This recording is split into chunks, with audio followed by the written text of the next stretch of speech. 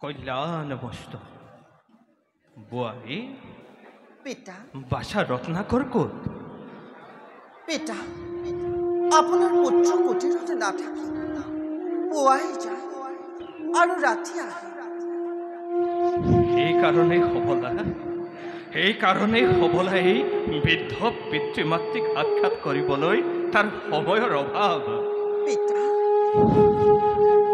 নাথ কোৱা প্ৰিয়ে ভগৱানৰ কি বিচিত্ৰ লীলা ৰত্নাকৰ আমাৰ একোটি সন্তান মাথো হয় প্ৰিয়ে তথাপিতো তাৰ সেই বৃদ্ধ পিতা মাতাক দেখা কৰিবলৈ অলপো আখৰি নাই নাথ পিতা হয়তো আমাৰ বাবে অন্ন বস্ত্ৰ যোগাৰ বাবে তেওঁ অতিকে ব্যস্ততা কি কলা বোৱাৰী অন্ন বস্ত্ৰ যোগাৰ কৰিবৰ বাবে তাৰ আহৰি নাই শুনা বোৱাৰী তুমি ৰত্নাকৰক কবা এই আশ্ৰমৰ বাকলি বখন আৰু গছৰ ফল মূলেই হৈছে আমাৰ খাদ্য আৰু বস্ত্ৰ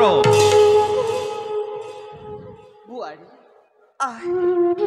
তোমাৰ কথাত বুজিব পাৰিছো অন্ন বস্ত্ৰৰ বাবে আমাৰ বাছা অলপ আখৰি নাই আমাক দেখা কৰিবলৈ আৰু কি জানে কেতিয়াবা স্বামীৰ ৰঙা চক্ষুত ক্ৰোধ ভাৱ দেখিলে মোৰ হৃদয় কঁপি উঠে পিতা সেইবাবে নীৰৱে ৰৈ মই সেৱা সৎকাৰ কৰি তেওঁক জিৰণি ল'বলৈ কওঁ বুজিলো বোৱাৰী মই সকলো বুজিলো ৰত্নাকৰৰ মুখমণ্ডল আৰু অৱয়ব চাই তাকে যি ক'ব লগা আছে মই সকলো কম ভগৱন্তই তাকে নিশ্চয় কল্যাণ কৰিব এতিয়া ব'লা হৰিৰ আৰাধনাৰ সময় মোৰ হৈছে সমাগত যাওঁ ব'লা সকলোটি আমি হৰি আৰাধনাৰ বাবে আহা প্ৰিয়ে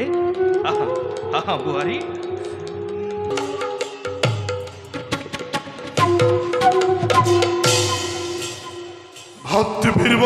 দাদা কি ৰাজ্যৰ সম্বাদ দাদা সকলো প্ৰজাই আপোনাৰ নামতে হৈছে দীক্ষিত দাদা ৰৈ থকাৰ আৰু নাই প্ৰয়োজন এই মুহূৰ্ততে যাত্ৰা কৰোঁ আমি অমৰাৱতীলৈ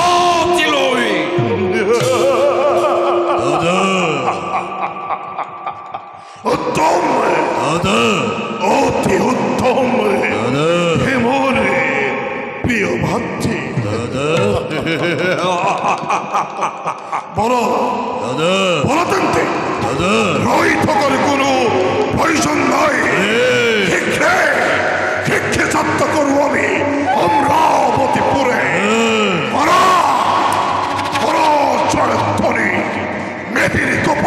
জয় দৈত্যরাজ নমসে জয়! জয় দৈত্যরাজ নমসে জয়! জয় দৈত্যর মহা মহা বীরগণ জয় জয় জয় এই কৃষ্ণ রাধে রিতা খিতা দিদি ধাই যাত্রা করি সরে জয় দরা জয় হরি আরে জয় দরা জয় ওয়ারে পদ ভরে প্রভুমতি বম্বে ধরা জয় হরি জয় দেবরাজিত্তর জয় জয় দেবরাজিত্তর জয় জয় জয় জয় জয় যুদ্ধ যাত্রা করি সরে দেব পুরন এ ভঙ্গে সলে দেবগণ দেখিত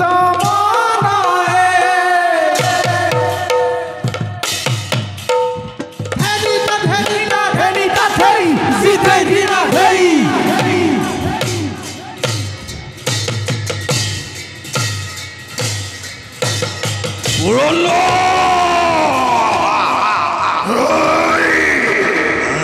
দেবেন্দ্র আই দেবেন্দ্র এই অমরাবতী পুরতে তোর ধরে ফিরো কাপুরুষে দেবতার নাই পয়সা নেই এই মূর্খ দৈত্য সুরয় তোরে অমরাবতীপুর আক্রমণ করি পর কথা ও করিবি প্রকাশ এই ভাই আজি তার প্রতিশোধ পাবি সাথে সাথে মাত্র সাবধানে কর যুদ্ধ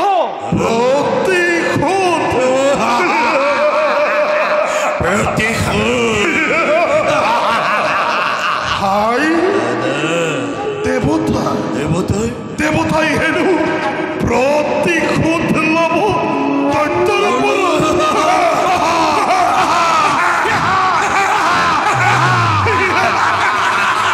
হাই, দেবেন্দ্র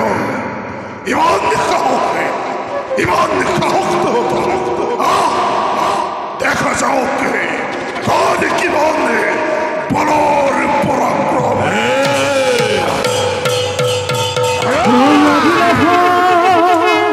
ওমর দেখা ও দেবনা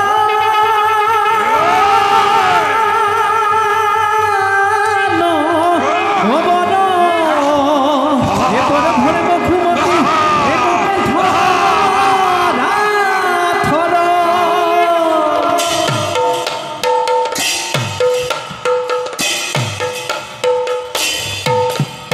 লাগিল মন দেখা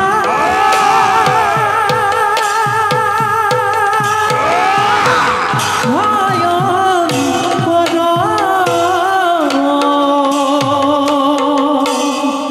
এ পদ ভরে বখুমতি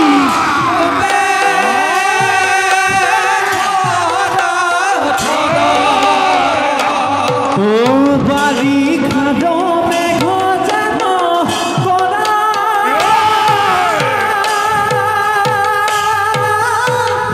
আগর জন এ রাম হরি রাম হরি বুলা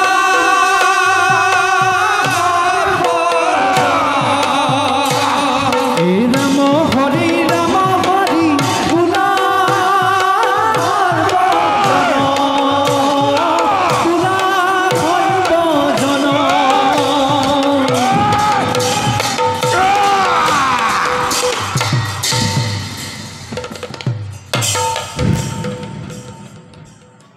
ভয়ঙ্কর ভয়ঙ্কর রূপ ধরে ফণিতর নদী বইছ ধরনের বক্ষ এই নর হত্যাকারী দৈশ্য থিয় হব আজি পত্নীর কাহ পত্নী মোর প্রভায় না জানে মোরে গোপন রহস্যর কথা পিতা মাতায়ও না জানে দৈশ্য রত্নাকর প্ৰভা প্ৰভা তুমি মোৰ জীৱন সংগী ৰবা প্ৰভা তোমাৰ ৰত্নাকৰ আহি আছো তোমাৰ কাষত প্ৰভা প্ৰভা জীৱনবোৰ পাৰ হৈছে মোৰ কেৱল ৰহস্যৰ মাজেৰে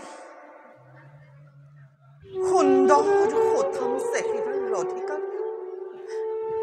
মোৰ স্বামী কিন্তু মোৰ সতে এষাৰ কথা পাতিবলৈও তেওঁ অলপ আখৰি নাই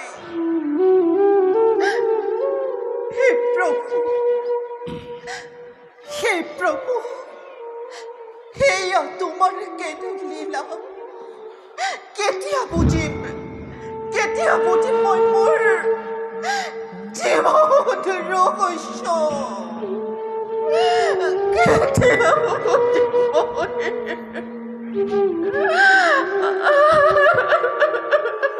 কিহৰ ৰহস্যৰ কথা ভাবিছা প্ৰভা স্বামী প্ৰভা কোন স্বামী আপুনি মোৰ স্বামী অপ্ৰভা নাই স্বামী এয়া আপোনাৰ কেনে ভয়ংকৰ ৰূপ আপোনাৰ এনে ৰূপ দেখিলে সকলো মানুহে ভয় খাব নাই মোৰ হৃদয় কঁপিব ধৰিছে প্ৰভা মই অন্ধকাৰে দেখিছো প্ৰভা আপুনি মোৰ স্বামী নহয় আপুনি কিয় মোক চালনা কৰিছে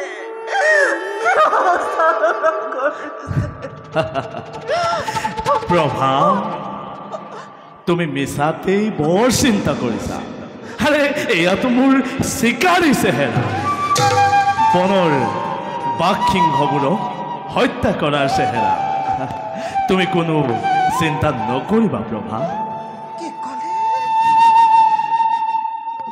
বাঘ সিংহ মৰাৰ চেহেৰা প্ৰভা এয়া মোৰ বাঘ সিংহ মৰাৰ চেহেৰা কিন্তু আপোনাৰ এনে চেহেৰা দেখিলে সকলো মানুহে ভয় কৰিব তুমি কোনো চিন্তা কৰিব নালাগে প্ৰভা এয়াতোতো মোৰ মায়াবী চেহেৰা শুনা প্ৰভা যেতিয়া মই বনৰ মাজত বনৰ হিংস্ৰ জন্তুবিলাকক বধ কৰিবৰ বাবে থাকোঁ তেতিয়া এই মায়াবী চেহেৰা ধাৰণ কৰোঁ তুমি অলপো চিন্তা নকৰিবা প্ৰভা আপোনাক বিচাৰো মই শান্ত সৌম্য ৰূপত আপুনি মোৰ সাৰাৰ্থ দেৱতা শান্ত সৌম্য ৰূপত তুমি জানো মোক পোৱা নাই মৰম চেনেহৰ মাজেৰে মই জানো তোমাক আৱৰি ৰখা নাই তাক মই কেতিয়াও কৰা নাই অস্বীকাৰ প্ৰভা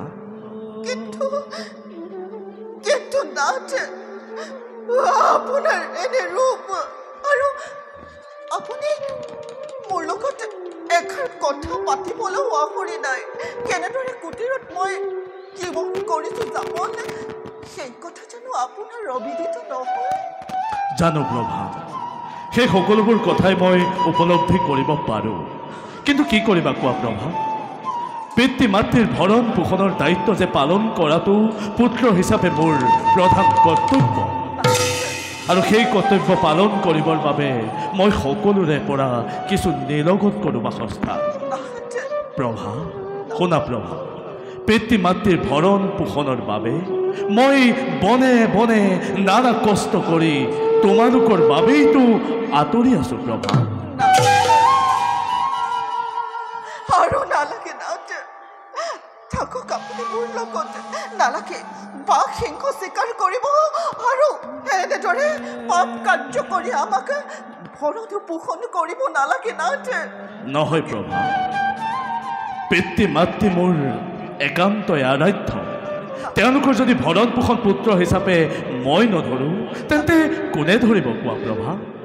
আৰু তুমিতো মোৰ অৰ্ধাংগিনী, তুমি মোৰ এই কাৰ্যত সহায় কৰিব লাগিব। সেইবাবে পিতৃ মাতৃৰ কাষত তোমাক ৰাখি থৈ মই অতি অতি নীৰৱে অতি সন্তোষ মনে থাকিব পাৰোঁ যে মোৰ প্ৰভাই মোৰ পিতৃ মাতৃৰ দায়িত্ব সুকলমে কৰিব পালন। মোৰ অৰ্ধাংগিনী হিচাপে তোমাৰ ওচৰতো মোৰ সেই অনুৰোধ, মই নথকা অৱস্থাত তুমি পিতৃ মাতৃক ভালদৰে কৰিবা দেখা। শুনা প্ৰভা, সেইবাবে আজি ভৰ দুপৰীয়া কাল মই তোমাক দিলোহি দেখা। পিতৃ মাতৃৰ দায়িত্ব পালন কৰাটো মোৰ কৰ্তব্য প্ৰধান। থাকিবা প্ৰভা, মোৰ পিতৃ মাতৃক ভালদৰে ৰাখিবা। মই বিদায় মাগিছোঁ প্ৰভা।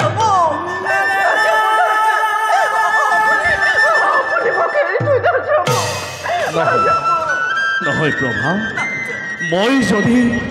মই যদি ঘৰৰ মাজত থাকিবলগীয়া হয় তোমালোকৰ অৱস্থা কি হ'ব? নকৰিবা প্ৰভা, তুমি মোৰ পত্নী হিচাপে মোৰ কাৰ্যত কৰিবা সহায়। মই বিদায় মাগিছোঁ প্ৰভা। প্ৰভা প্ৰভা প্ৰভা প্ৰভা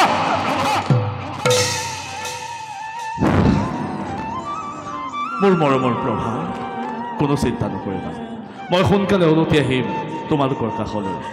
এবে মই মাগিছোঁ বিদায়, মোক বিদায় দিয়া। বিদায় প্ৰভা, বিদায় প্ৰভা, মই যাবই লাগিব প্ৰভা, মই যাবই লাগিব প্ৰভা। মই বিদায় মাগিলোঁ।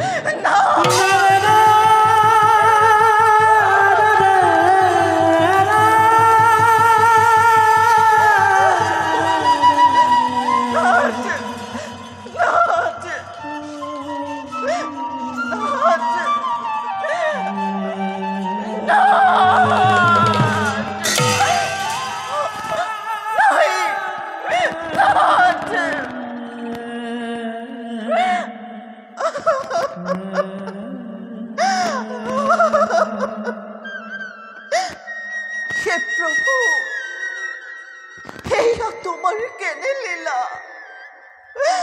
সৰ্বক্ষণে ৰক্ষা কৰিবা মোৰ স্বামী দেৱতা,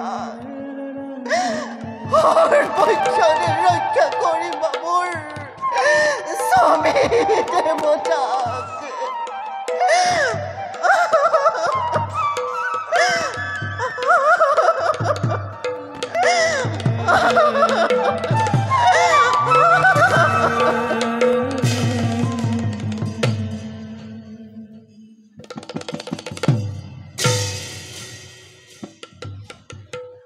ছয় দেখা কি হ'ব? দক্ষিণৰ পথ অতঃপ অৰণ্যৰ মাজত, এই পথ অতিকে দুৰ্গম। পিতা, বাছা, আৰু কিছু দূৰ গ'লে চাগে সেই বস্ত্ৰ কাহিনী দস্যু ৰত্নাকৰক লগ পাম।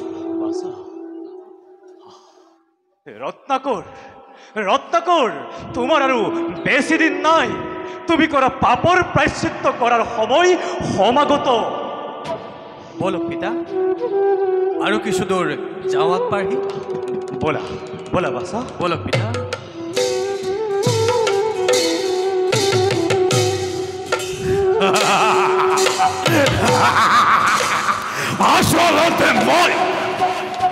আচলতে মই পাপৰ প্ৰয়োগ কৰি দস্যু ৰত্নাকৰ।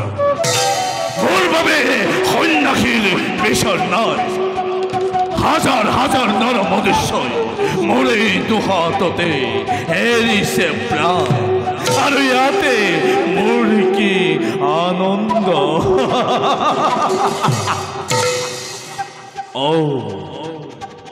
হঠাৎ মোৰ যোৱা ৰাতি দেখা এটা সপোনৰ কথা পৰিছে মনত। সদূৰৰ পৰা কোনোবা দুজন সন্ন্যাসী আহি মোক কয়, ৰত্নাকৰ, তই আৰু কিমান নৰ হত্যা কৰিবি? তই যে ইমান নৰ হত্যা কৰি পাপ অৰ্জন কৰিছ, সেয়া কাৰ বাবে কৰিছ? এদিন তই আমাৰ দৰে সন্যাসী হ'ব লাগিব।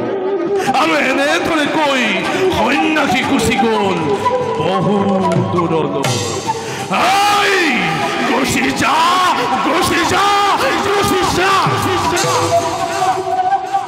তহঁতৰ দৰে সন্যাসীকো এই ৰত্নাকৰে নকৰে ক্ষমা। কিন্তু আজিও এই পথেদি কোনো জন অহা নাই কিয়? আজি নহ'ব নেকি কোনো মোৰ চিকাৰ? কিয় কিয় কিয় কিয় কিয়?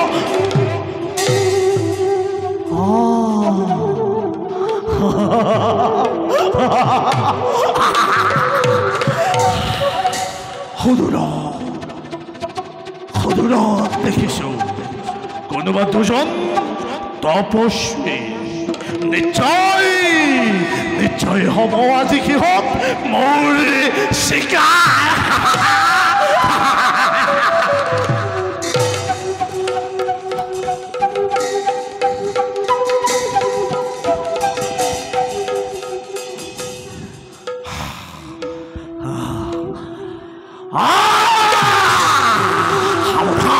সাৱধান তপস্বী, তহঁতক আজি মোৰ হাতৰ পৰা কোনেও ৰক্ষা কৰিব।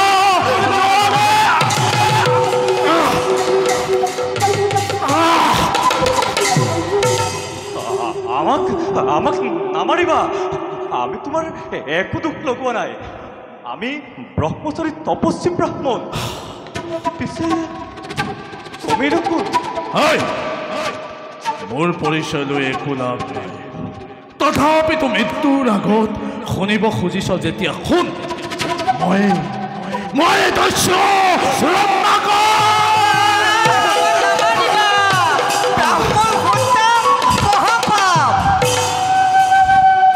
কি? ব্ৰাহ্মণ হত্যা মহাপাপ? ব্ৰাহ্মণ হত্যা মহাপাপ।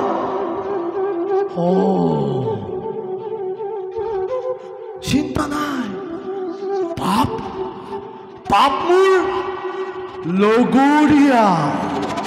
আৰু তহঁতৰ দৰে পাপীবোৰক হত্যা কৰাই মোৰ প্ৰধান কৰ্তব্য।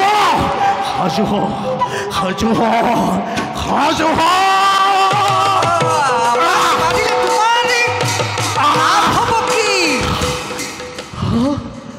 এই মুদগৰ, তই তপস্বী মূৰত নালাগি হালি পৰিছ কিয়? কিয় পৰিছ?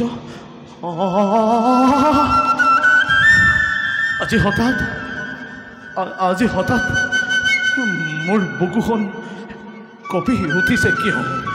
নাই নাই নাই নাই নাই নাই নাই, মই ৰত্নাকৰ।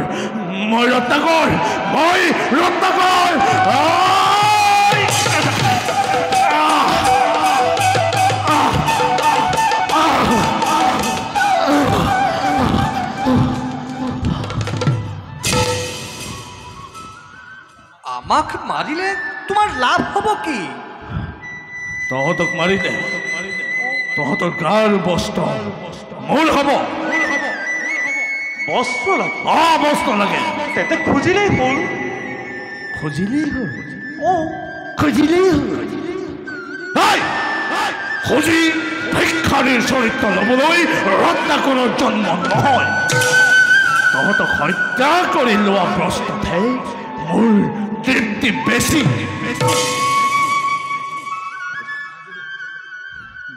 বুজিলি? তোমাৰ কথা আমি সকলো বুজিলো। তথাপিতো এটা কথা ক'ব খোজো, খন্তেক ধৈৰ্য ধৰা। কি ক'ব লগা আছে? সোনকালে ক। শুনা তেন্তে ৰত্নাকৰ, নৰ হত্যা কৰি নিয়া অন্ন বস্তু কাৰ বাবে? পিতৃ, মাতৃ, পত্নী আৰু মই, এই চাৰিজনৰ বাবে মই নৰ হত্যা কৰোঁ। বুজিল ৰত্নাকৰ, তোমাৰ দেহ মন হাত ব্যৱহাৰ কৰি তুমি মহাপাপত ভুগিছা। আৰু তাৰ বিনিময়ত তুমি বৃদ্ধ মাতৃকো পাপত লিপ্ত কৰাইছা। কি মই পাপ সাগৰত ডুবিছোঁ। ৰত্নাকৰ তুমি পাপ সাগৰত ভুগিছা। যোৱা বৃদ্ধ পিতৃ মাতৃক সুধি আহাগৈ, তুমি কৰা এই পাপৰ সমভাগী তেওঁলোক হ'বনে নহয়, তাৰ পাছত আমাক হত্যা কৰিব পাৰিবা।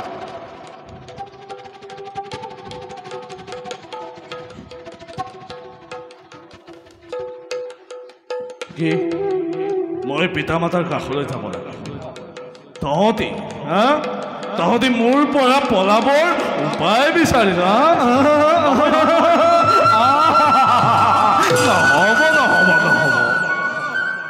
নহ'ব। যাম, নিশ্চয় যাম, কিন্তু প্ৰথমতে তহঁতক এই বৃক্ষত বান্ধি থৈ মই গৃহলৈ যাম। বল, বৃক্ষৰ কাষলৈ বল, বল, বল।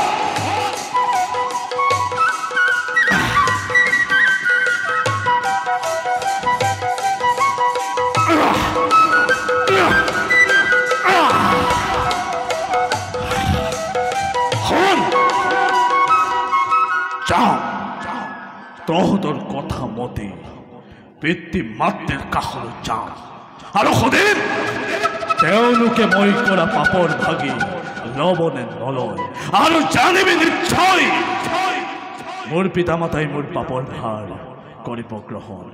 মই আহিলো।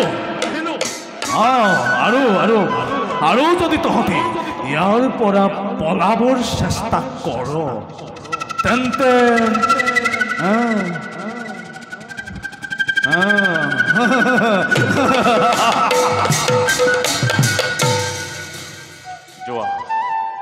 যোৱা ৰত্নাকৰ, এতিয়াহে তুমি তোমাৰ প্ৰকৃত পৰিচয় বিচাৰি পাবা।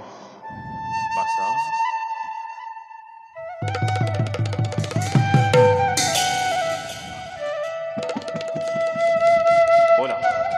বলা বাছা, আমি ৰত্নাকৰৰ গতিবিধি নিৰীক্ষণ কৰিব। বলো পিতা।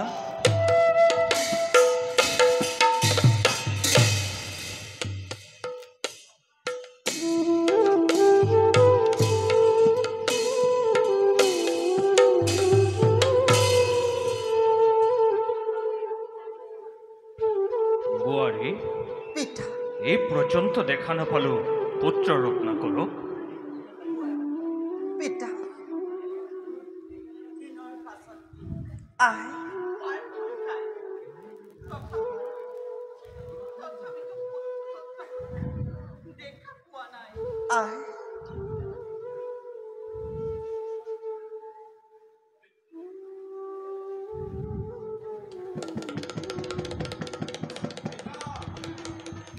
পিতা,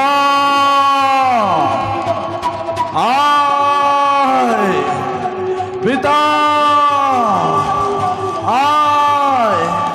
পিতা, পিতা, এই পুত্ৰৰ প্ৰণিপাত কৰিব গ্ৰহণ। কোন তই? মই কোন? মই ৰত্নাকৰ পিতা। কি? ৰত্নাকৰ তই? পিতা, মই ৰত্নাকৰ। ব্ৰাহ্মণৰ সন্তান হৈ আজি তোৰ আজি এনে বিভৎস ৰূপ। পিতা, মই অকল ৰত্নাকৰ নহয়। ৰত্নাকৰ নহয়? এই জগতে মোক দস্যু বুলি জানে। কি? পিতা, এই জগতত মই দস্যু ৰত্নাকৰ বুলি পৰিচিত।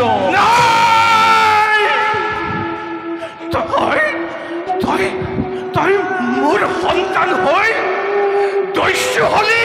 পিতা, তই মোৰ নামত কলংক সানিলি। পিতা, এই কথা শুনাৰ আগতে মোৰ মৃত্যু নহল কিয়? পিতা, তেনেদৰে নক'ব পিতা।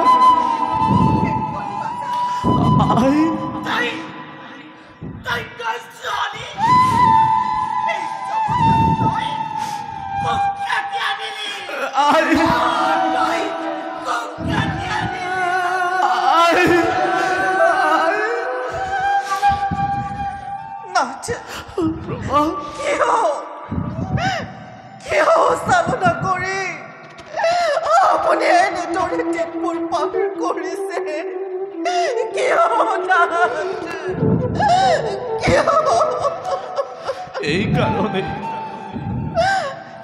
এই কাৰণে মই অতদিনে তোমালোকৰ আগত দেখা দিয়া নাছিলো পিতা, কিন্তু আজি এটা বিশেষ কথাৰ বাবেহে মই হৈছো উপস্থিত। পিতা, তোমাৰ কাষত এটা বিশেষ কথাৰ বাবেহে মই হৈছো উপস্থিত। ভগৱান, এই দস্যুপুত্ৰৰ মুখত আজি কি কথা ওলাব? কি বাক্য মানে মোৰ হৰিৰ আঘাত কৰিব? পিতা, তেন্তে কওঁ শুনা পিতা। অতদিনে মই তোমালোকৰ ভৰণ পোষণৰ উদ্দেশ্যে অৰণ্যৰ মাজত শিশু হত্যা, ব্ৰহ্ম হত্যা, নাৰী হত্যা, লুণ্ঠন আদিৰ দৰে জঘন্য অপৰাধ কৰি তাৰ পৰা সংগ্ৰহ কৰা অন্ন বস্ত্ৰ সম্পদে তোমালোকৰ ভৰণ পোষণ দি আহিছো। এতিয়া কোৱাচোন পিতা, মই যি পাপ কাৰ্য কৰিছো সম্পাদন, সেই পাপৰ ভাগি মোৰ হৈ তুমি হবানে নোহোৱা পিতা? কি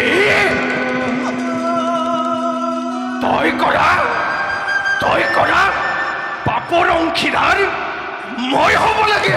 পিতা, তুমি ল'বা ন পিতা? ৰত্নাকৰ পিতা, কোন শাস্ত্ৰত লিখা আছে পুত্ৰই কৰা নৰহত্যাৰ মহাপাপ পিতৃয়ে গ্ৰহণ কৰিব লাগে? আজি তই আজি পুত্ৰ হৈ মোক এয়াই উপহাৰ দিবলৈ আহিছিলি? পিতা, বৃদ্ধ অৱস্থাত পিতৃ মাতৃক লালন পালন কৰাটো সংসাৰৰ ধৰ্ম আৰু সন্তানৰ কৰ্তব্য। আৰু ময়োতো সেই কৰ্তব্যই সম্পাদন কৰিছো ন পিতা। তই কৰ্তব্য সম্পাদন কৰিছ? পিতা, আৰু শুন, তই কৰা পাপৰ ভাগি মই কেতিয়াও হ'ব নোৱাৰো। তই কৰা পাপৰ ভাগি মই কেতিয়াও হ'ব নোৱাৰো।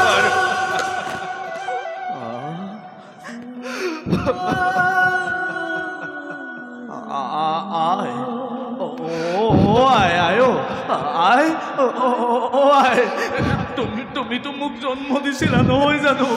তোমাৰ অন্ন বস্তুৰ বাবেইতো মই ইমান পাপ কাৰ্য কৰিলো সম্পাদন। এতিয়া মোৰ মৰমৰ আই, কোৱাচোন কোৱা, তুমিতো মোৰ পাপৰ অংশীদাৰ হবা নহয়?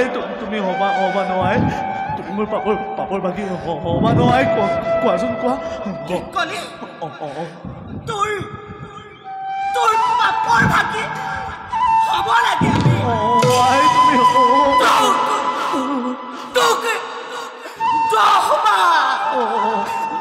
দিন গৰ্ভৱতী কৰিছো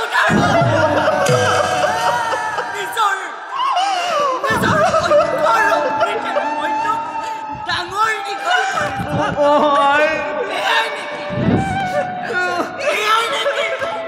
উত্তৰ কৰ্তব্য। পিতৃ মাতৃক ভৰণ পোষণ দিয়াৰ দায়িত্বটো একমাত্ৰ পুত্ৰৰ। সকলো পাপ মই শিৰ পাতি ল'ব পাৰিম। পাৰিবা। কিন্তু ভৰণ পোষণৰ বাবে তই যি পাপ অৰ্জন কৰিছ, সেই পাপৰ বাবে মই হ'ব নোৱাৰো।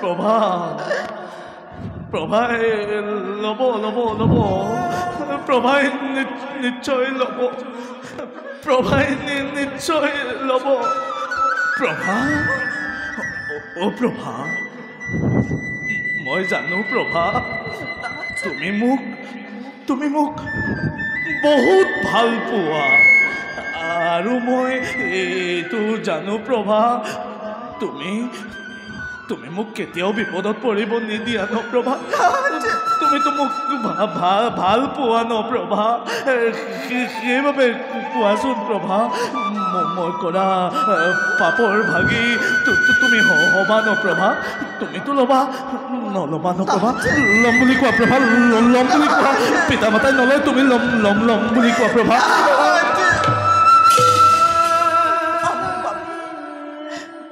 ভৰণৰ মুখনি কৰাটো আপোনাৰ কৰ্তব্য কিন্তু মই আপোনাৰ পাপৰ ভাগি হ'ব নোৱাৰো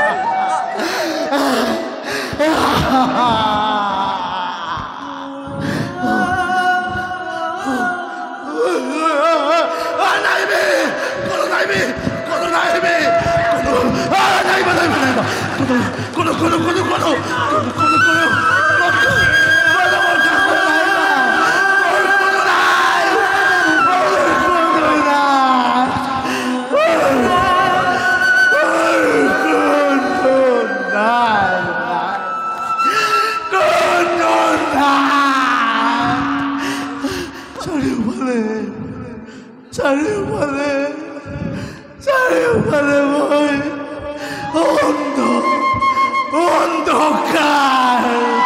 অন্ধকাৰ দেখিছো দেখিছো কোনে কোনে কোনে কোনে মোক উদ্ধাৰ কৰিব কোনে কোনে কোনে কোনে কোনে মোক উদ্ধাৰ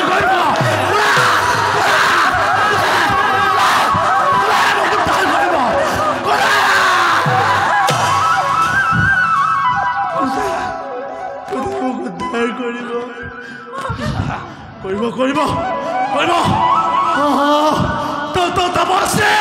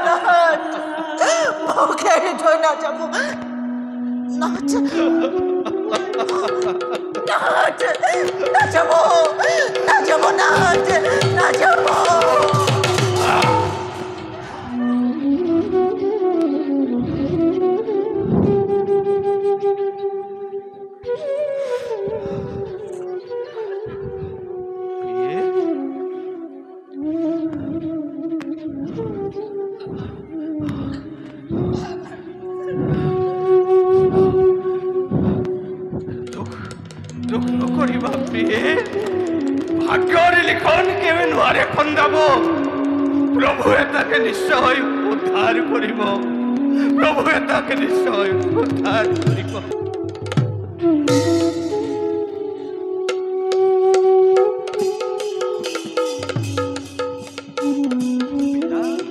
বাছা ৰত্নকৰ পুৰৰ এই স্থানত আহিব লাগিছে ব'লা আমি পুৰৰ পূৰ্বৰ স্থান কৰো গ্ৰহণ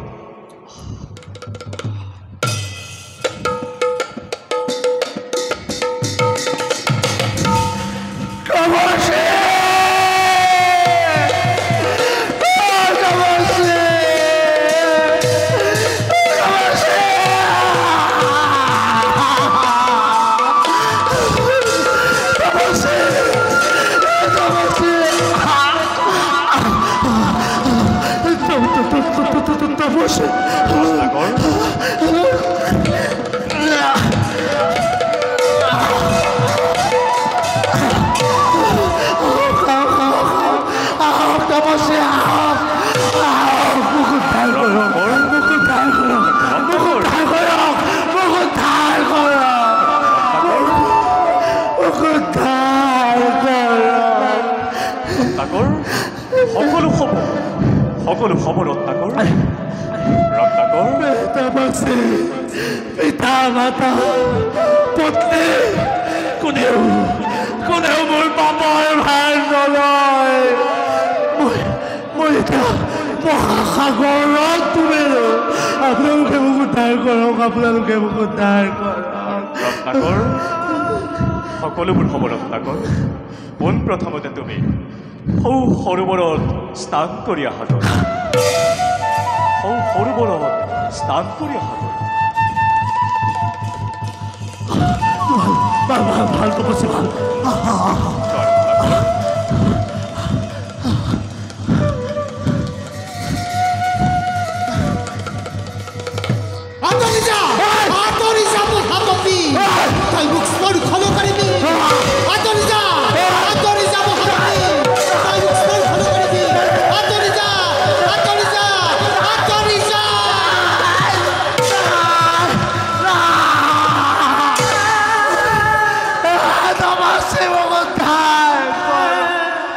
ৰত্নাকৰ স্নান কৰিলানে নোৱাৰিলো তপস্বী নোৱাৰিলো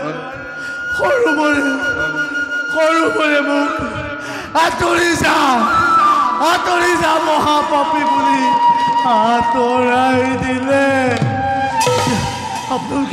আপোনালোকে মোক উদ্ধাৰ কৰক আপোনালোকে মোক উদ্ধাৰ কৰক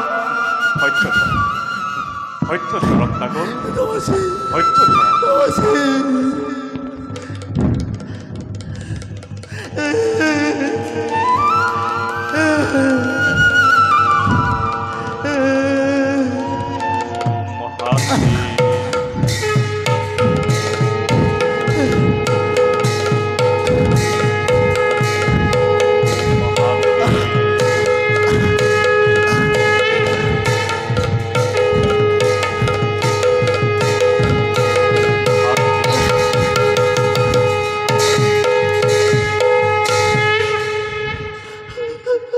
ৰত্নাকৰ এতিয়া প্ৰভুৰ নাম ৰাম বুলি উচ্চাৰণ কৰা প্ৰভুৰ নাম ৰাম বুলি উচ্চাৰণ কৰা ৰত্নাকৰ এতিয়া প্ৰভুৰ নাম ৰাম বুলি উচ্চাৰণ কৰা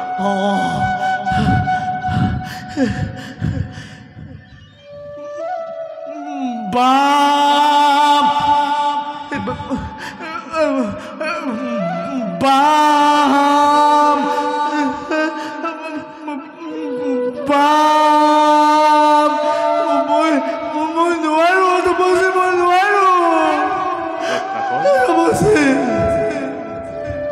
যে দেখিছা গছজোপা ডাল পাত শুকাই যোৱা সেই গছজোপা কি বুলি কবা মৰা গছ বুলি কওঁ তপস্বী ৰত্নাকৰ এই ৰাম আৰু মৰা এই দুটি শব্দই হ'ব তোমাৰ মুকুতিৰ সম্পদ তোমাৰ গোটেই শৰীৰ পাপে জৰ্জৰিত সেইহেতু মুখত নুফুটে তোমাৰ ৰাম নাম যিদিনাই ফুটিব তোমাৰ মুখত ৰাম নাম সেইদিনাই তুমি মুক্তি লভিবা তপস্বী দিলো মই তোমাক মুক্তিৰ উপায় তপস্বী এতিয়া তুমি ৰাম নাম ধ্যান কৰা বাম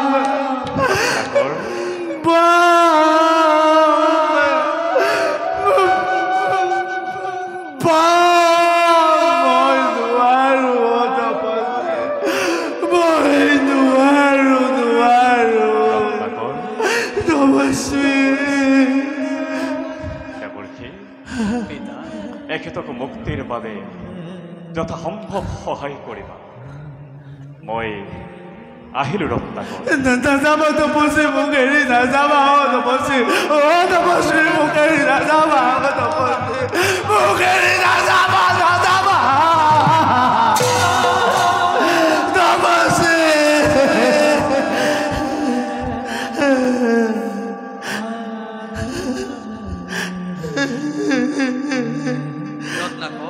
তপস্বী তপস্বী তপস্বী তপস্বী উদ্ধাৰ কৰা মোক উদ্ধাৰ কৰা মই কওঁ শুনা এ হৰিনাম বিচাৰি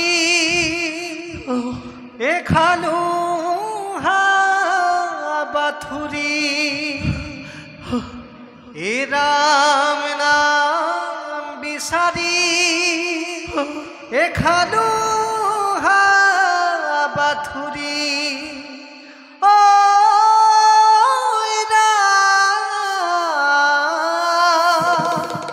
এ হৰি নাম হৃদয়ত আছে এ ৰাম নাম হৃদয়ত আছে ৰত্নাকৰ মই যি শ্ৰৱণ কৰিলো তাত তুমি ৰাম নাম ক'ত আছে বুলি শুনিলা সেইবাবে ৰত্নাকৰ এবাৰ ৰাম বুলি কৰাচোন উচ্চাৰণ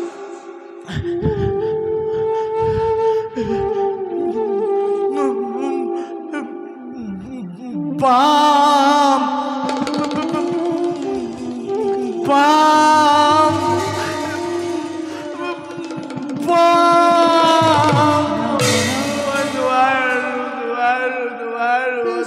এয়া মই আকৌ শুনা ৰাম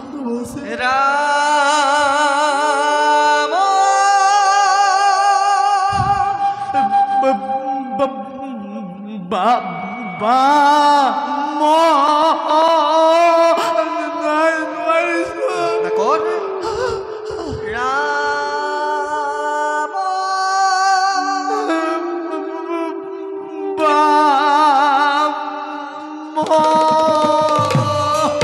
ৰত্নাকৰ তুমি পাৰিবা কোৱাচোন ৰাম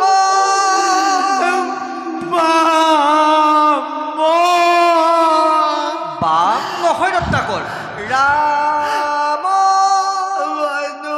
পাৰিবা তুমি ৰত্নাকৰ তুমি পাৰিবা কোৱা ৰত্নাকৰ তুমি পাৰিবা কোৱা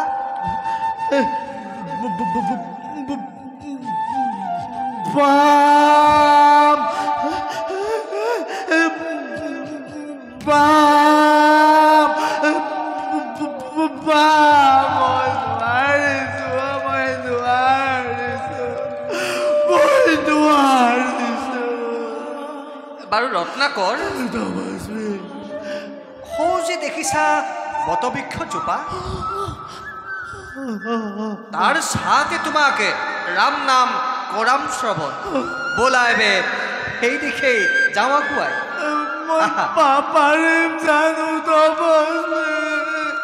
আহা ৰত্নাকৰ সেই দিশে যাওঁ আগুৱাই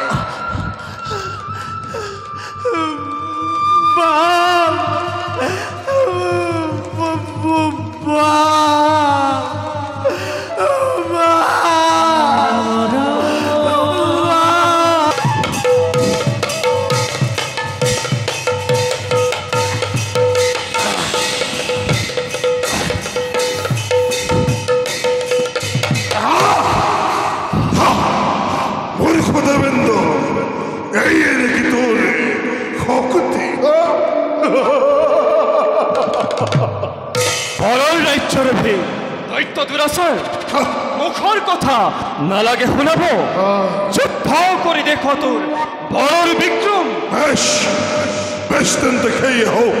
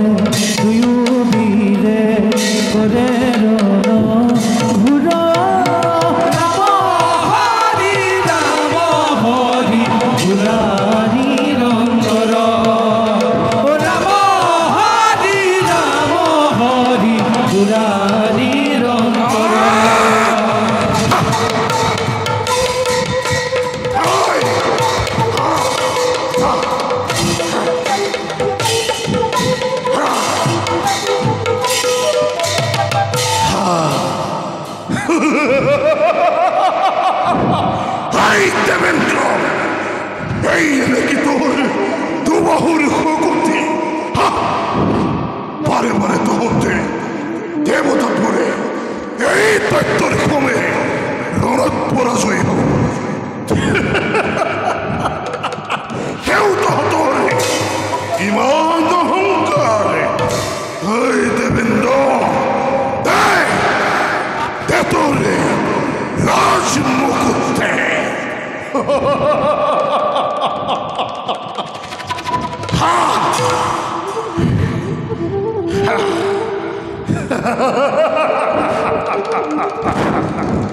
এই, যা আতরে যা।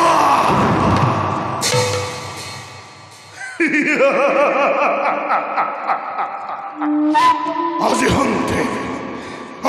হন্তে নমসি হব অমরাবতী পুরে এক সত্যে সম্রাট। এইবার সামনে দেবতারে সালনা কি মানে।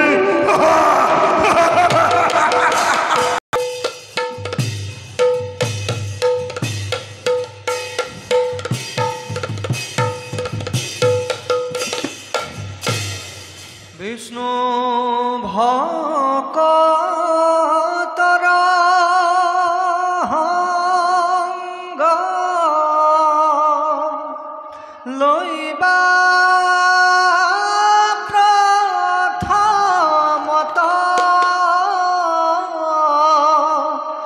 গুৰু মানি শুশ্ৰূষা ৰিবা হাল মত বিষ্ণু ভকতৰ সংগ লইবা প্ৰথমত গুৰু মানি শুশ্ৰূষা কৰিবা ভাল মত। নারায়ণ নারায়ণ নারায়ণ। আহা দেবরে, প্রভু তোমার সুমধুর কণ্ঠস্বরে সুভাষিত করিলে মোরে বৈকুণ্ঠ ভবন। প্রভু শ্রবণ মুনি পুত্র দস্যু রত্নাকরে আপোনাৰ ৰাম নামে জপি ঘোৰ তপস্যা কৰিছে বনৰ মাজত।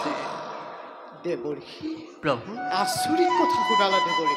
প্ৰভু ৰত্নাকৰৰ শৰীৰত পাপৰ অন্ত নাই। সেই পাপ মোচনৰ জ্ঞান কোনে দিলে তাক? প্ৰভু সকলো জীৱৰ শৰীৰতে আপুনি জানো বিৰাজমান হৈ থকা নাই? সঁচা সঁচা দেবৰে, সকলো প্ৰাণীৰ শৰীৰত পৰমাত্মা ৰূপে মই বিৰাজমান। তেন্তে প্ৰভু এই সকলোবোৰ লীলা আপোনাৰে জানে নহয়? দেবৰে, প্ৰভু মোৰ আদি আৰু অন্তৰৰ মধ্যস্থলত তুমি ব্ৰহ্মা আৰু মহাদেৱ শিৱ তোমালোকে মোৰ ৰাম নামৰ বঠা কৰোতা। নাৰায়ণ নাৰায়ণ। প্ৰভু দেবৰে, সেইবাবেই সিদিনা আপুনি মোক চাৰি মূৰ্তি ধৰি দেখুৱালে নহয় জানো প্ৰভু? আপোনাৰ সেই ৰূপ দেখি মোৰ দুধাৰি চকুলো বৈ গ'ল প্ৰভু। সঁচা দেবৰে, প্ৰভু ৬০,০০০ বছৰ পাছত প্ৰভু চাৰি অংশ ৰূপে জন্ম লভিম মই দশৰথৰ গৃহত। তাৰ আগে প্ৰভু এই জগতত প্ৰকাশ কৰিম মোৰ ৰাম নামৰ মহিমা। নাৰায়ণ। বুজিলো প্ৰভু, তোমাৰ অপাৰ দিলা অপাৰ কৰোণা। পিছে প্ৰভু ৰত্নাকৰৰ তপস্যা দেখি দেবেন্দ্ৰৰ কিন্তু লাগিছে সংশয়। কিজানি পাহি দেবেন্দ্ৰৰ ৰাজসিংহাসন ৰত্নাকৰে কাঢ়ি লৈ। দেবৰে, প্ৰভু পাপীয়ে বিচাৰিছে আজি ৰাম নামৰ মহিমা। কি সাধ্য আছে দেৱতাৰ তাক প্ৰতিৰোধ কৰাৰ? নাৰায়ণ।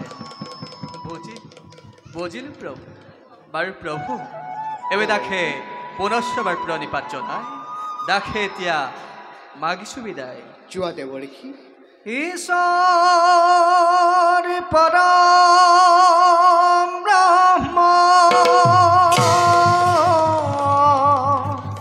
সচিদানন্দ বিগ্ৰহ অনাদিৰ উধিৰ গোবিন্দ সৰ্বকাৰণ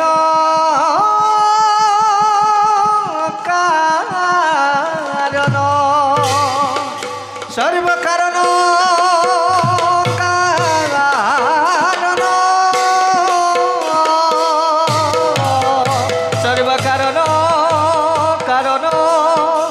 সর্বকারণ কারণ হে পুরুষ উত্তম হে পরম পুরুষ হে পরম আনন্দ স্বামী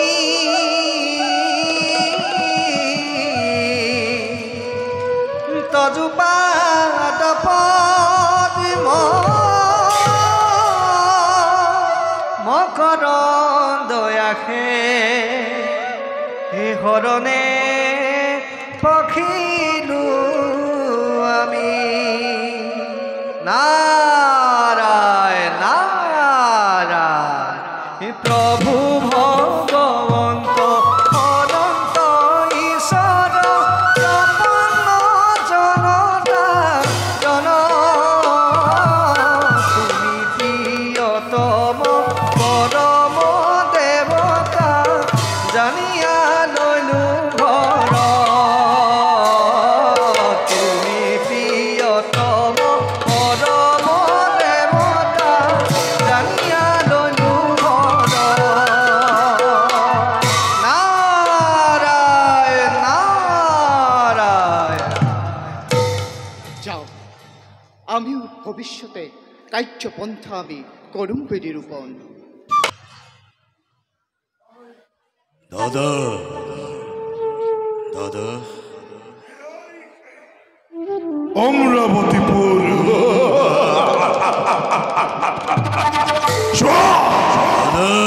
ভাই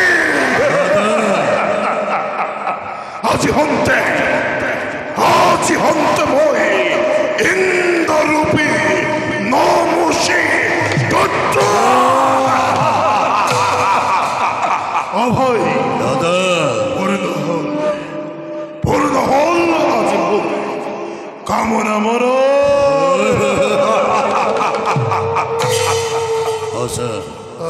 হসা কথা দাদা আজি হন্তে আপনি হলে বিশাল অমরাবতী এক সত্যি আমরা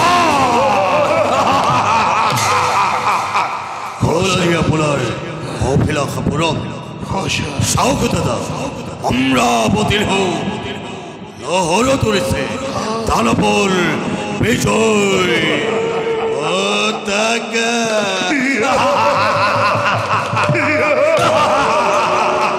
আজি হন্তে পতন ভিক্ষারি হল দেবতা সমাজ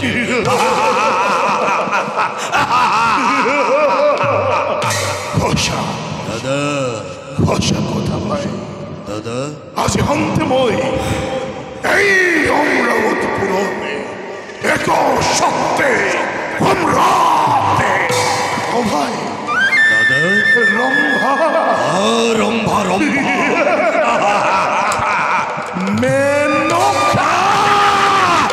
মেনকা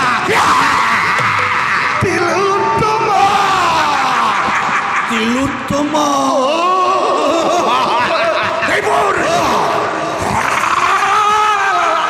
এই পুর হব মোর ভূগোল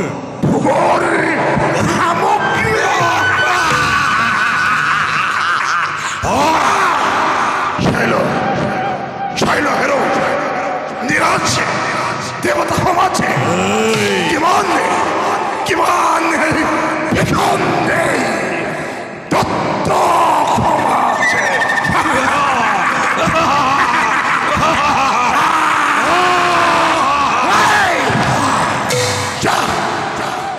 যা তহতে ভিক্ষার জুলুমালয়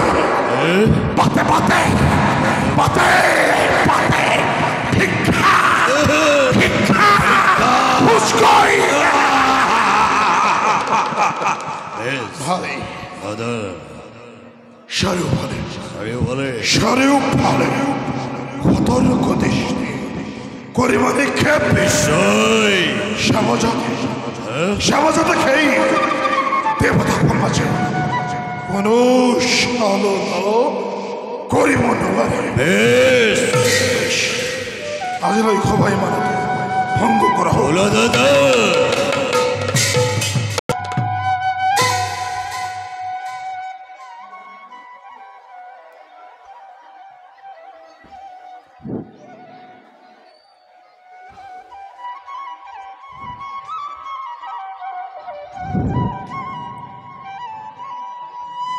নমো নমো মহাদেব প্ৰভু পানি দেখা দিয়া প্ৰভু আমাৰ কৰুমি নদী।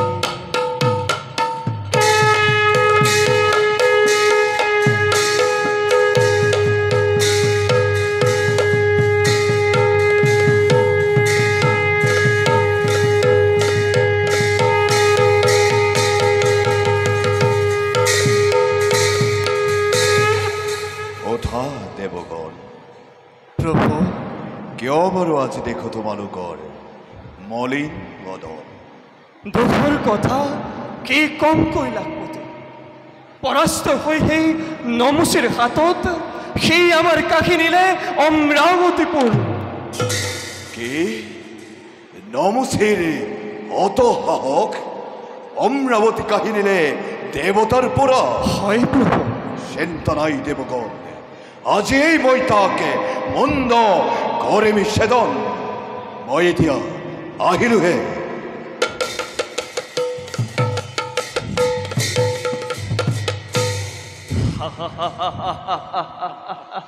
দেৱগণ, মহাদেৱে নিশ্চয় সেই দুৰান্ত দৈত্যক কৰিব হত্যা। বলা আমিও মহাদেৱৰ কাৰ্য কৰোঁগৈ নিৰীক্ষণ।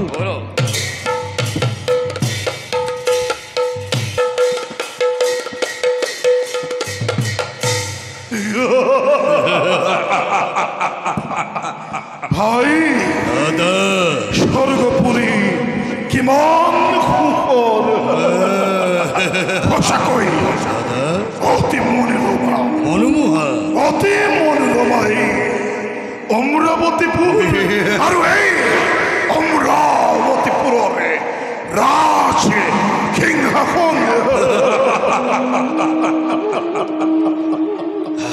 নমস্তে।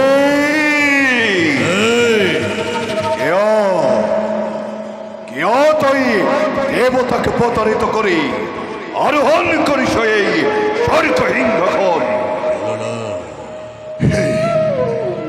হে প্ৰভু সুলপানী, আপুনি জানে পিতৃৰ অধিকাৰী ময়ো হ'ব পাৰোঁ এই স্বৰ্গৰ অধিকাৰী। স্বৰ্গ সিংহাসন কেৱল দেৱতাৰেহে, আৰু হয় যদি প্ৰয়োজন তোৰ মণ্ডবই কৰিমি ছেদন।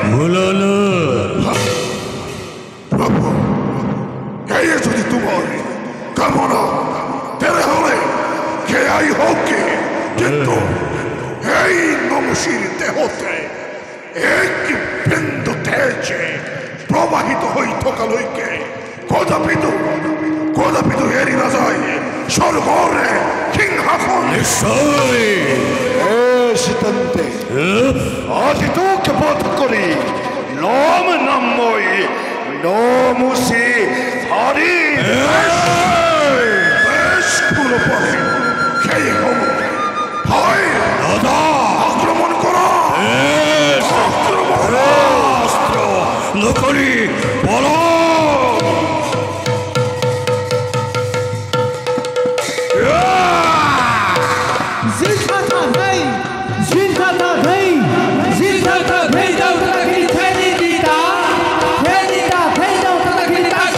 Hey!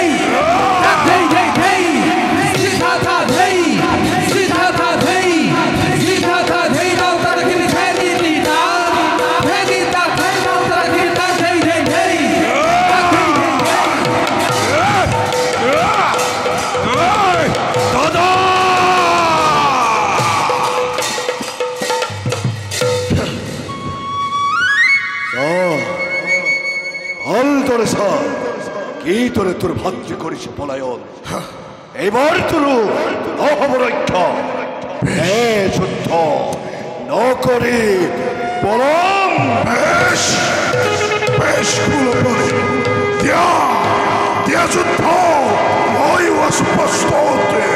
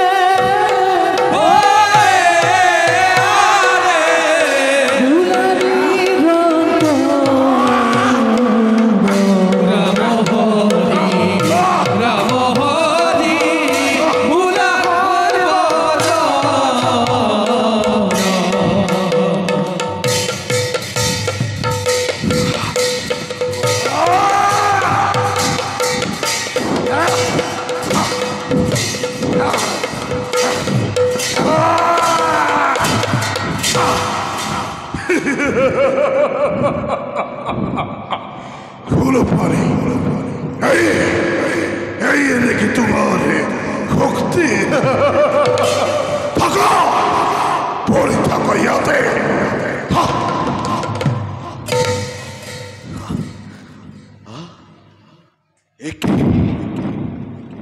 নমসের লগত মই হল পরিচিত যাও মই আপন স্থানলৈ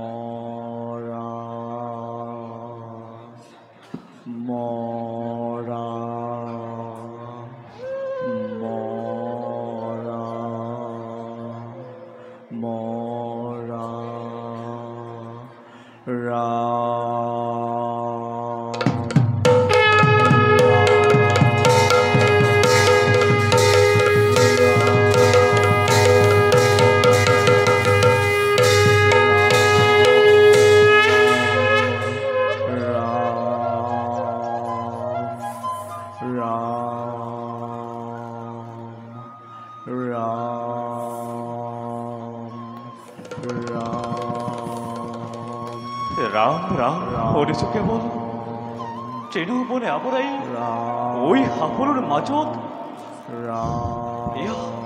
এয়া নিশ্চয় ৰত্নাকৰ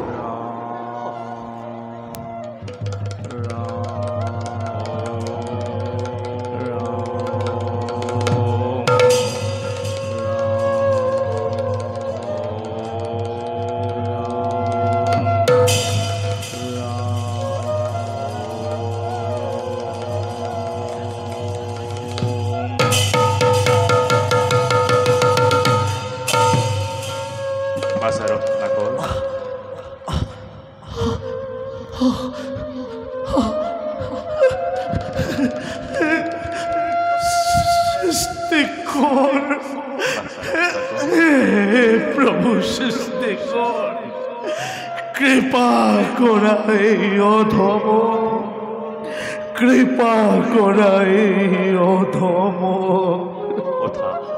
ওঠা বাসা, সৃষ্টিকৰ, ওঠা বাসা, সৃষ্টিকৰ।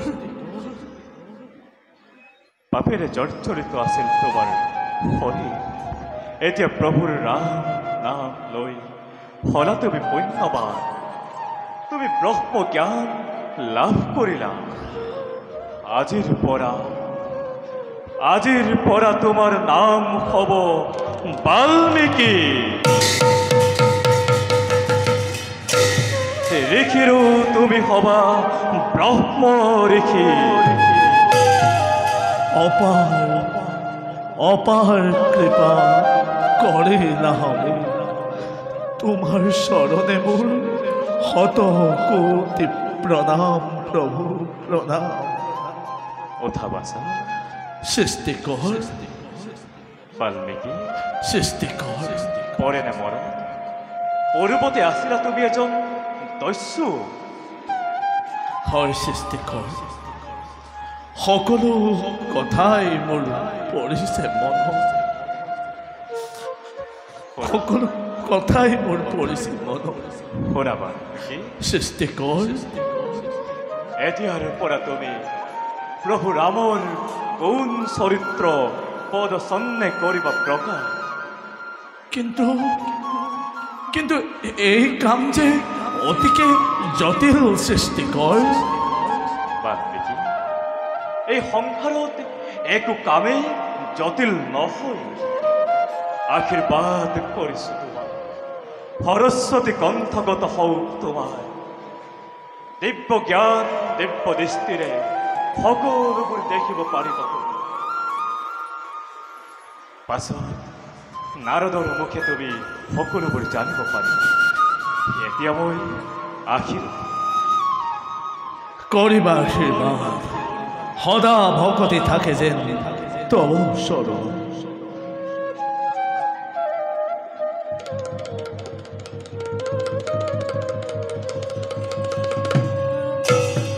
হে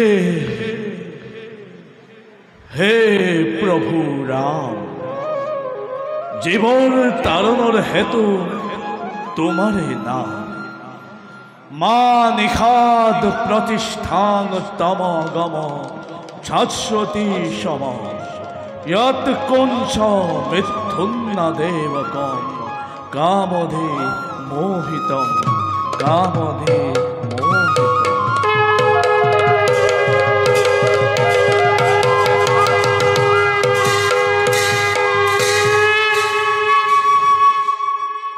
অত বৰ্ষৰ পাপ কাৰ্যৰ অন্ত প্ৰভু ৰামৰ নামেৰে নিজকে কৰিলো প্ৰায়শ্চিত্ত।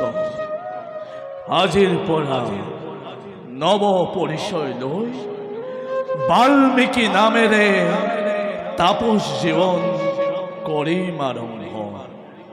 হে প্ৰভু ৰাম, কৃপা কৰিবা, তোমাৰ নাম যেন পদ চন্দে কৰিব পাৰো প্ৰকাশ। শ্ৰীৰাম শ্ৰীৰাম শ্ৰীৰাম শ্ৰীৰাম শ্ৰীৰাম। এই কি আচৰিত! মহাদেৱেও নাখিব নোৱাৰিলে সেই দুৰান্ত দৈত্য। যুদ্ধত পৰাস্ত হৈ মহাদেৱে বিমৰিষ মনে মোক কৈকল সকল। কিবা ধৰে মই স্বৰ্গ পুনৰাই কৰিম না। প্ৰয়োজন হলে সেই নমুচিৰ সমে মিত্ৰ পাশত সমাবদ্ধ। তথাপিও মই মোৰ স্বৰ্গ ৰাজ্য লাভ কৰিমেই কৰিম। যাওঁ, মিত্ৰ পাশত আবদ্ধ হবৰ বাবে নমুচিৰ কাষে যাওঁ। কোথায় ৰম্ভা ৰম্ভা মেনকা তিলোত্তমা কতে শশী মোৰ প্ৰাণৰ পুতলি দাদা প্ৰলয়েৰ বিভীষিকা চলিছে আজি দেৱ সমাজত আজি চাগৈ দেৱতাই ভিক্ষাৰী বেশে পথে পথে কৰিছে ভ্ৰমণ তার কারণে কেবল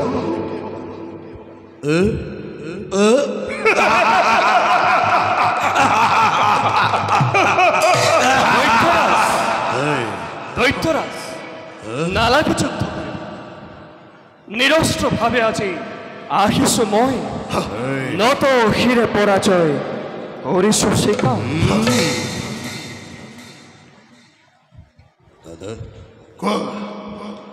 দেবরাজ তোমার অভিপ্রায় কি? বিরক্ত করা শোনাতে দে দৈত্যরাজ, একে কাশ্যপর পুত্র তুমি আরো আমি যদি তুই উভয় পক্ষই থাকো মিত্র পাখত আবদ্ধ হয়ে তেন্তে কার খাদ্য আছে আমার ওপৰত বৈৰী ভাৱ ল'ব। এই উদ্দেশ্যকে লৈ আহিলো মই তোমাৰ ওচৰলৈ, মিত্ৰ পাখে যেন মোক লোৱা খাওঁ।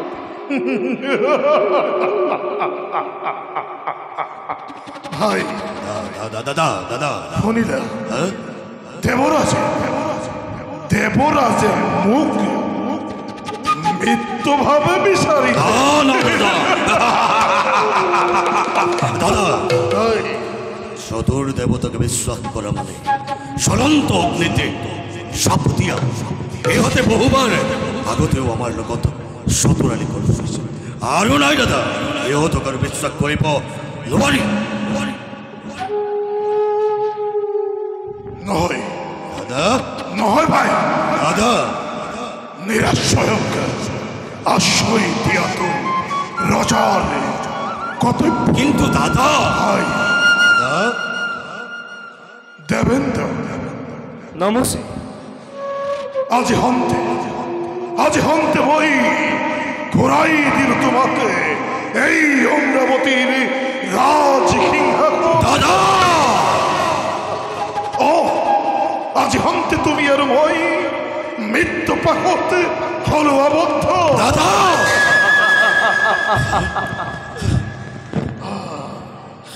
ভাই নমস্তে। মোৰ খংকে স্বৰ্গ ভোগ কৰিবা সদায়, এই কথা আজি মই মুক্ত কণ্ঠে প্ৰকাশ কৰিছো দেৱতা আৰু দৈত্যৰ সমাজত। ভাই দেবেন্দ্র তোমার এই বক্তব্য মই অতিকে আনন্দিত। ভাই তুমি সকলো সৈন্য সামন্ত লৈ কালিলৈ প্রভাততে যাত্রা করিব নিজ রাজ্যলৈ। কিন্তু দাদা ও ভাই তাত কোনো কিন্তু নয়, মই থাকিম স্বর্গত ভাই ইন্দর হইতে।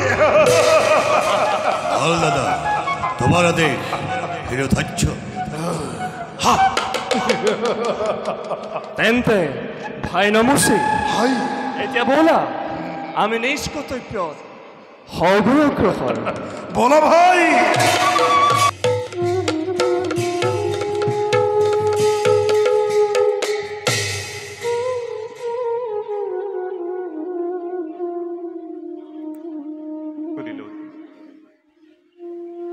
প্রভুর আজ্ঞা হিরে তুলিল রত্নাকরত নাম দীক্ষিত করায় বাল্মীকি নামের এই জগত করাল পরিচিত। এতিয়া বাল্মীকির দ্বারা সপ্তকাণ্ড রামায়ণের রচনা করায় প্রভু রামর বংশাবলী জগত করাল প্রসার। দিব্য জ্ঞান দিব্য দৃষ্টিৰে সকলোবোৰ দেখিব বাল্মীকিয়ে। ধন্য ধন্য ৰত্নাকৰ ধন্য তোমার প্রভু শ্রীরামর ভক্তি নিজে করা অজস্র পাপর অনুতাপ করি প্রভু রামর নাম লই জগত তোমার আজীবন থাকিব পরিচিত। এবে আমিও যাই নিজ কর্তব্য হও প্রভু।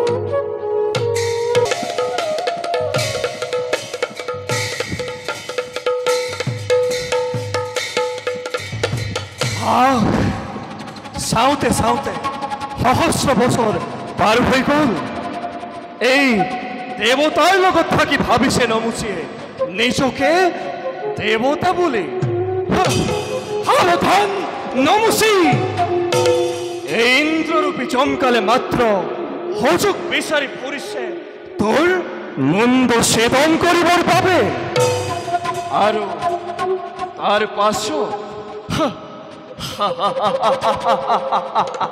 আৰু তাৰ পাছত ল'ম মই মোৰ অমৰাৱতীপুৰৰ ৰাজ সিংহাসন।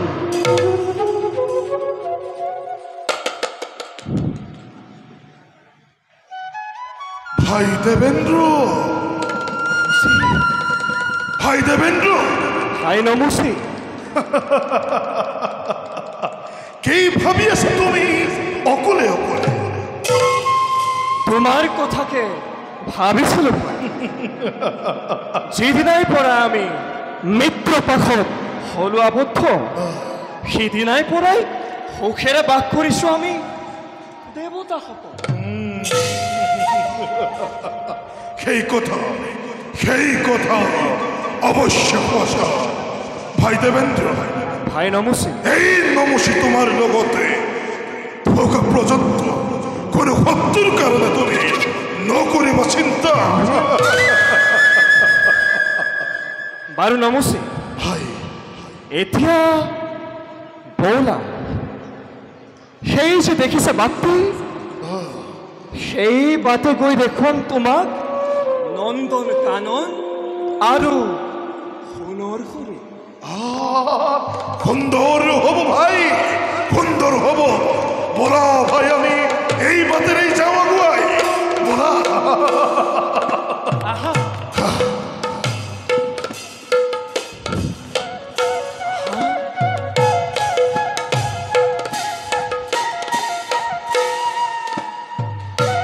ভাই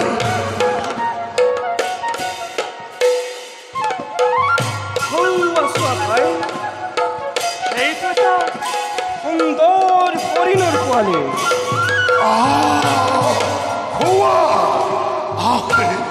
কি সুন্দৰ, কি সুন্দৰ ভাই। ভাই মোক কিন্তু তোমাৰ ইয়াৰ এটা সোণৰ হৰিণ উপহাৰ দিব লাগিব। কিয় নিদিম ভাতৃ, তুমি মই দেখাত দুজন হলেও একেই কলব। চোৱা ভাই, হওয়া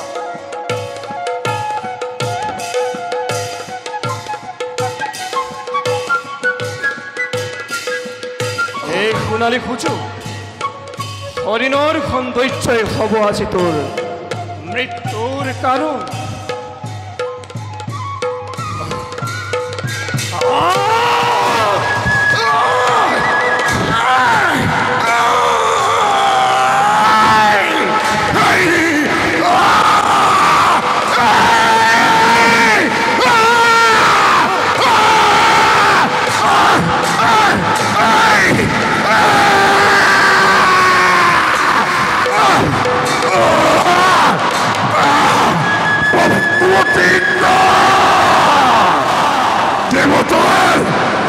দেবতাৰ ঈশ্বৰ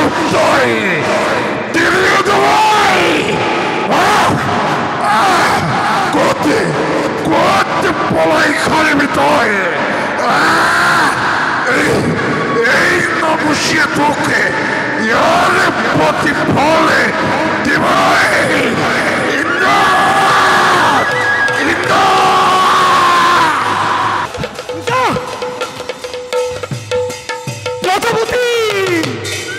মোক ৰক্ষা কৰ প্ৰজাপতি, চলেৰে মই নমুচিৰ মুণ্ড কৰিলো ছেদন। এতিয়া সেই কথা মুণ্ডই মোক খেদি ৰাখিছে। ভয় নাই দেবেন্দ্ৰ, তুমি সৰস্বতী নদীত গৈ ডুব দিয়া। তাতে নমুচিৰ মন্দৰো হব পতন। দেৱৰ্ষি নাৰদ মুৰিগণৰ সবে সেই স্থানতেই আছে।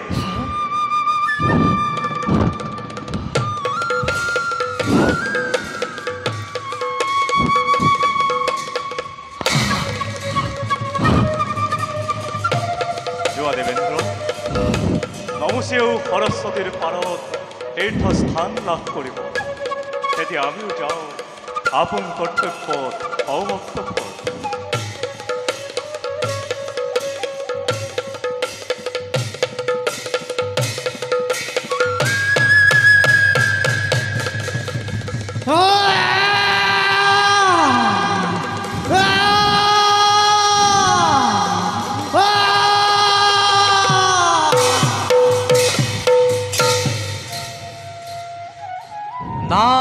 নারায়ণ নারায়ণ নারায়ণ। হে প্রভু কমলালোচন, হে বিশ্ব ব্রহ্মাণ্ডর করাকে, তোমার কি যে অপূর্ব লীলা প্রভু, তোমার কি যে অপূর্ব লীলা। আজি দস্যু ৰত্নাকৰ মুক্তিৰ পথ দেখুৱাই বাল্মীকিলৈ কৰালা পৰিণত, আৰু অন্য হাতে নমুচিকো তীৰ্থস্থানে কৰালা গম। প্ৰভু, বাল্মীকিৰ দ্বাৰা ৰামায়ণৰ সপ্তকাণ্ড ৰচনা কৰি জীৱ জগতত মুক্তিৰ পথ সুগম কৰি তুলিলা। ধন্য ধন্য প্রভু, ধন্য তোমারি লীলা, হত ধন্য তোমারে রাম নাম। হে প্রভু কমলালোচন, এই নিষ্কিন নারদক যে তোমার শৰণৰ পৰা কেতিয়াও নকৰা বঞ্চিত। বাৰু প্ৰভু, এবে তাকে পৰস্পৰ প্ৰণিপাত জনাই তোমাৰ অনাগত লীলা দৰ্শনৰ বাবে কৰগৈ অপেক্ষা। হে নাৰায়ণ নিৰঞ্জন, হে নিৰাকাৰ